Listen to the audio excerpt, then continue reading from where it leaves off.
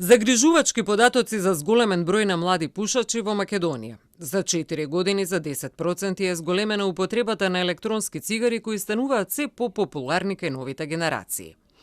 Зависностите не се индивидуален неуспех, тие се јавно здравствен проблем и ниту една институција не може сама да го реши овој проблем. Затоа е потребно нивно координирано действување, рече доктор Здравески.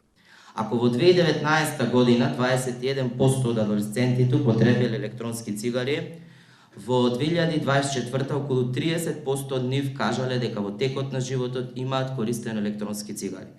Потребни се брзи и ефективни мерки со кои би ги заштитиле здравјето на нашата младина, создавајќи средина што ги намалува ризиците, ја унапредува свеста и овозможува здрави избори за идните генерации.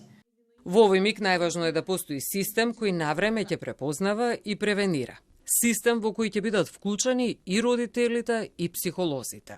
Постојат големи системски пропусти што дозволиле овие производи да бидат привлечни кај младината. Значи, сето тоа нивно широко рекламирање, значи во трговски центри на билборди насекаде, бидејќи се уште не се целосно регулирани под Законот за заштита од пушење, со вкусовите, со боите, со нивната лесна достапност и неконтрола на нивната продажба, па и нивното рекламирање по социјални мрежи, речите секој од овие инфлуенсери, блогови што водат, не знам, подкасти, имаат спонзор некој од овие организации што тоа го гледаат децава и се силно изложени на тоа.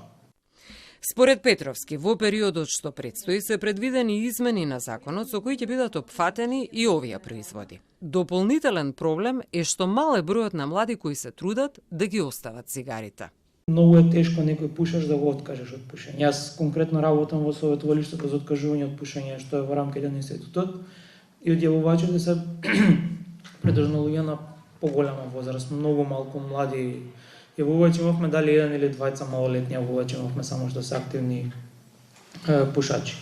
Децата стануваат многу побрзо зависни од никотинот. Да се подигне свеста и за податливоста на младите луѓе кон сите форми на кампањи, дури и во модната индустрија, вели Петровски, кои имаат суптилна моќ да наметнат дека цигарите се нешто што е модерно и тоа најчесто во посиромашните земји каде свеста е на пониско ниво.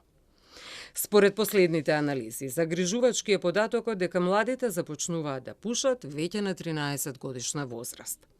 Голем дел од децата кои пушат во своите семејства имале пушачи и најзагрижувачки е што некои родители дури и купуваат цигари за своите малолетни деца, заклучува Петровски.